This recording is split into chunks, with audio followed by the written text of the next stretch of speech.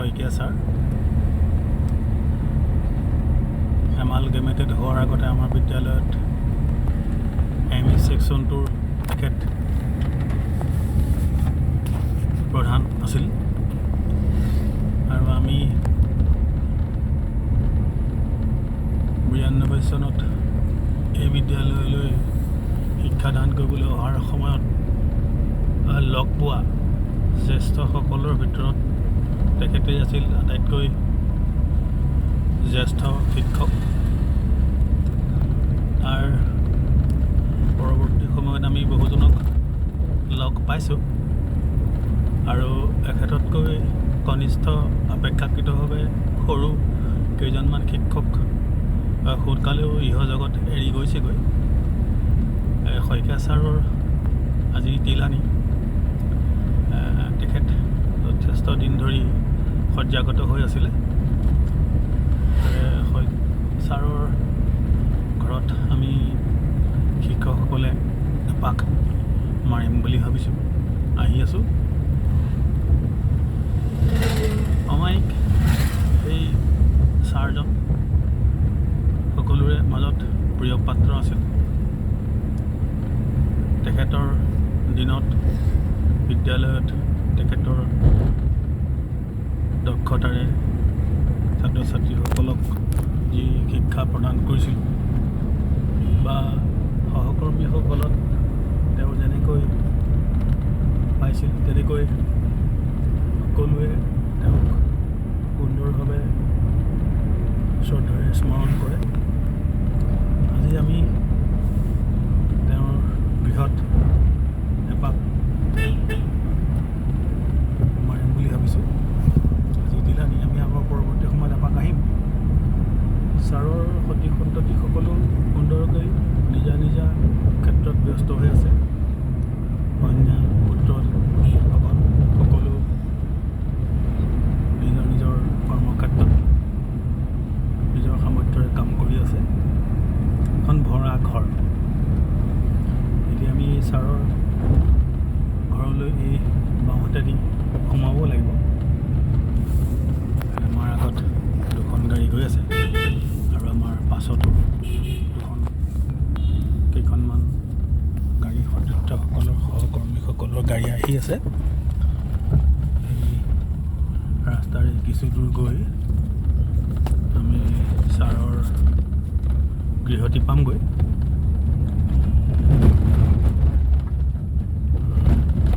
সুন্দৰ পৰিৱেশ ডিচিয়াল বুলি কয় এই তেওঁৰ গাঁওখন আৰু সকলো বাসিন্দাৰে অৱস্থা পাতি ভাল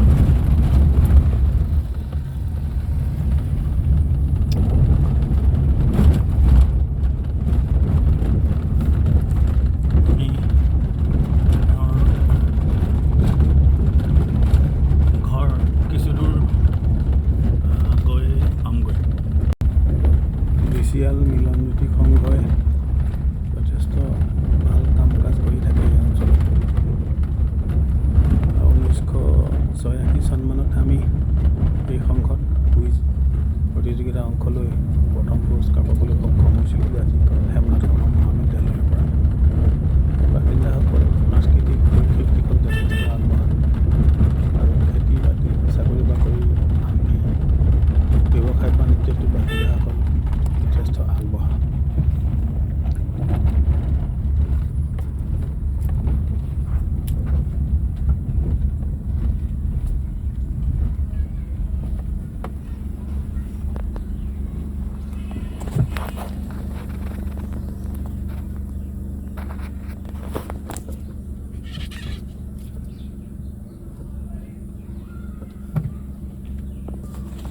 ছাৰৰ ঘৰ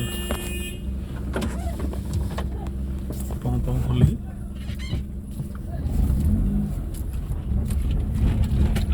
আমি অলপ আগবাঢ়ি যাম আৰু কোনোবা আহিবলৈ আছে নে পেকত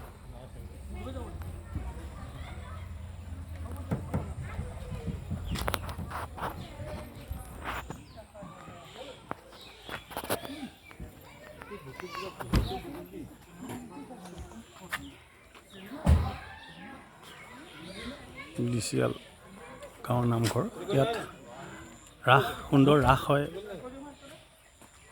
আমাৰ স্থানীয় ৰাইজৰ এটা ডাঙৰ মঞ্চ ডিচিয়াল গাঁৱৰ।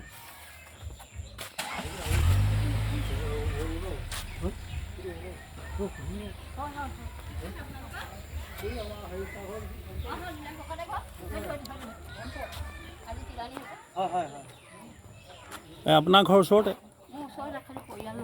অঁ অঁ ঠিকে। অঁ অঁ গম পাইছোঁ। আহিছোঁ আগতে হয়। অঁ আহিছোঁ অঁ।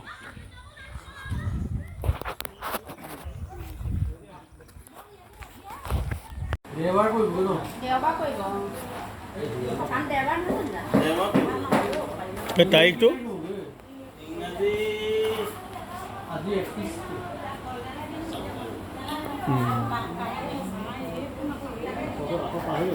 ৰাখক বিচাৰো সোমবাৰে ৰাখব নহয়, তাৰপৰা দেওবাৰে সকাম হ'ব।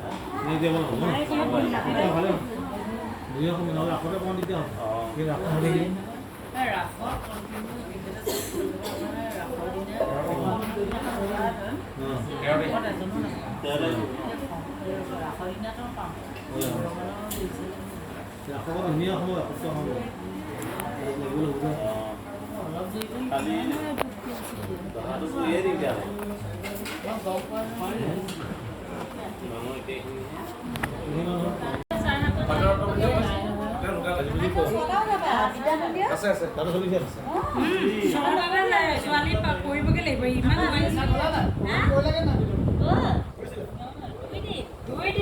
চিন্তা কৰি কৰি থাকো দেউতা মানে এনেকুৱা কাম যে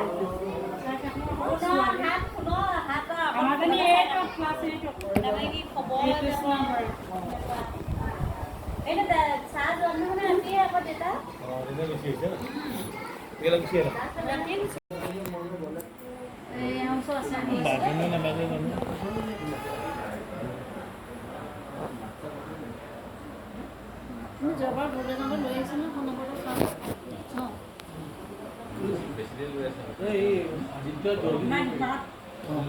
চিনি পাইছো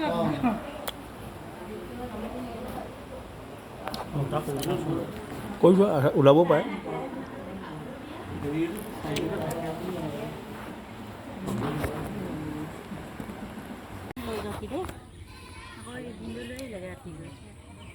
আটাইখিনি অহাৰ কাৰণে নিজে ভালো লাগিলে মনটো। পাছত আকৌ সেইটোকে বেয়া লাগি থাকিব। আহিলো বাৰু দেই।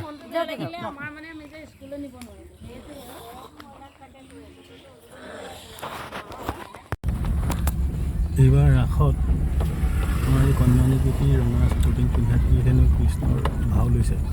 তাতে সুধিছোঁ নিহঁতক বচনৰ কথা কি মনত আছে।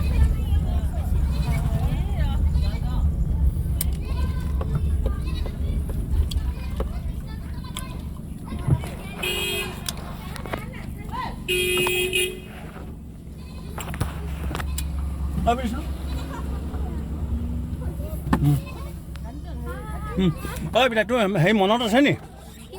অঁ বসন্ত এনেই এষাৰ একো মনত নাই কি বুলি কয় সি?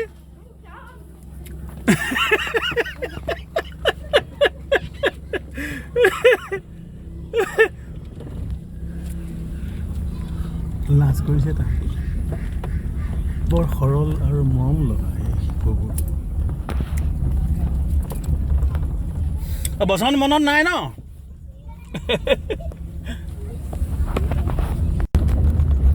মৰম লগা কণমানিকেইটাৰ দুই-একে কৃষ্ণৰ অন্যান্য ভাও লৈছে। তাকে সিহঁতক সুধিছোঁ। শৰৎ ভাই আমাৰ শৰৎ মোহন নেও তাৰ ঘৰত